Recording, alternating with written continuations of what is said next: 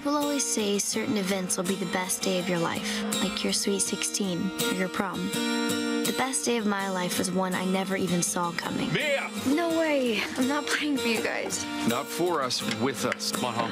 We're playing together. I've always thought of the cello as a solo instrument.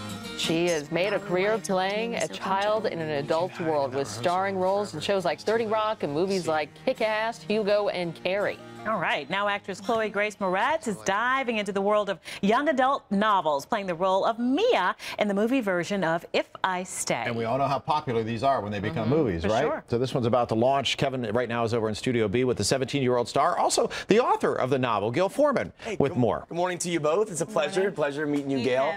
Real quick for our audience, just give them a basic, brief plot line about your book and now it's being turned into a film. Give us an idea of what the movie's about. It's about a 17-year-old cellist, Mia, played by Chloë, and she's got this like pretty charmed life.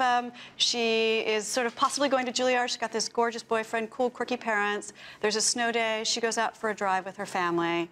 There's an accident, and suddenly she is faced with this incredibly grave decision, whether to live or die. Right, and it's a powerful idea. And I wanted to ask you, Chloë, there's a great scene in the movie where you're talking about the best day of your life, the moment that you actually felt like you belonged. So I wanted to ask you, I know it's kind of a loaded question, but is there an equivalent aspect of your life that you felt that same way that happened in your life, and for both of you? I mean, you know, it's such a hard question because I'm only 17 years old, you know, and I've only experienced so much in my life. But I mean, there's several moments. I mean, I think my most recent moment was probably my mom's birthday, when just having all my brothers together in one setting, and you know, it's 7 of us all together, not including everyone's boyfriends or girlfriends, and I don't know. I think it was just a really nice moment to be with my family and kind of have that atmosphere. Which I think is what that scene is about. Like, best days are often things you don't see coming, as are worst days. And it's a sort of quiet time with like family and friends that you kind of have some distance from. You're like, oh, that was just a really special day, which is the same for me. It's just these kind of days usually with my family. Yeah, and I want to talk to you about this idea of being an author and giving up your book to become a movie. How involved can you be in a movie? I guess legally, do you have say over the final cut once it comes out? Like, do you get to see it before it's released and make changes at all? It varies completely. Sometimes you just hand over the book and then you go to the premiere, and other times you are involved. And in this case, I was lucky enough to be involved, and R.J. Cutler, the director, is amazing. Yeah. So I trusted him. I knew he was making his own thing, but I got to kind of consult and sort of be in on the process, but all the while understanding that this is its sort of own separate version of the book. Now, there's an interesting element about your father in the film and how he gave up playing as a musician to raise his children. He has a line where he says, sometimes you make choices in life, but sometimes choices make you. Or, I'm sorry, sometimes choices make you. I'm wondering, as an actor in this business, what's a movie that you think chose you out of all the movies you've done? Honestly, I think every movie, in a sense, has chosen me. I think I just work my hardest and hope for the best. I think a movie like this definitely chose me because it just fell into my lap, and I had been saying I really want to do something for the young girls and for me to go see with my friends and me to go see with my mom. And then I fell in love with this story that Gayle wrote, and then the script was great. And I think, honestly, the best movies choose you, because I think if you chase something, it's not meant to be, you know?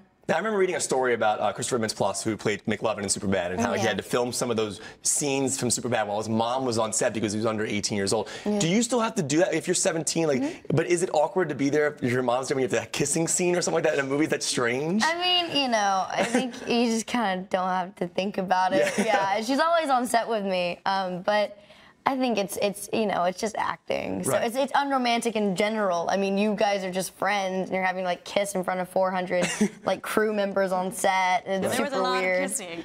Oh, there's a lot of kissing in this movie.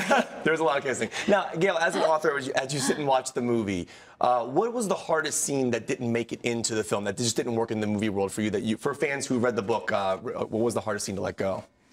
You know, there were a lot of scenes that sort of didn't make it in just because, and when you see the final cut, it doesn't become hard at all because it just works. And you want what's best for the film, and you understand that translating a book to film, you can't. I think readers think they want it to go exactly page to screen, but they don't. It would ruin it.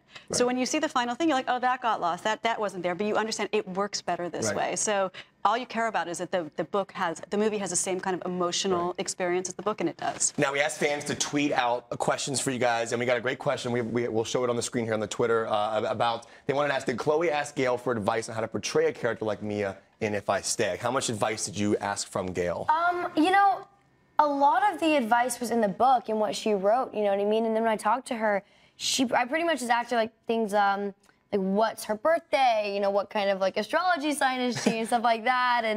And from there, we just kind of built it because like she was saying earlier there is only so much you can get from the book, and then there's so much that you have to bring to the character to bring it to life. Right. And there's so much as an actor you have to bring to the character to make it your own. Right. And to really feel Mia, I had to make up, you know, things like what's her favorite food and what's her favorite color, and you try and think about her past and who she is, and Gayle helped me a lot with guiding that. Yeah. But I would have been uncomfortable sort of giving her my view of Mia, because the whole point of turning it into a film is that Chloë then gets to interpret the character and create collaboration. her, and it's her and it's her creation. Yeah. So. All right, we gotta wrap up. I just want to say I loved you in Hugo, loved you in Kick-Ass. I think Hugo is an absolute masterpiece. If you haven't seen any of these movies, definitely check them out. The movie If I Stay opens up in theaters on August 22nd. Thank you so much for joining us in studio today. It's a pleasure. It's always good to see you, by the way. Yeah, always good to see you. All right, back to you guys in studio. Great, Kevin. Thanks, Kevin. Thanks, guys. She's awesome. She is. All right. Thank you so much for coming in. It is now 9:47 on this Wednesday morning. Coming up next, protecting your credit score and climbing out of debt. Credit expert Chris Bridges will join us live with advice for the millions of people who need a lifeline. And this addresses, the issue for a lot of people. For sure. We'll be right back.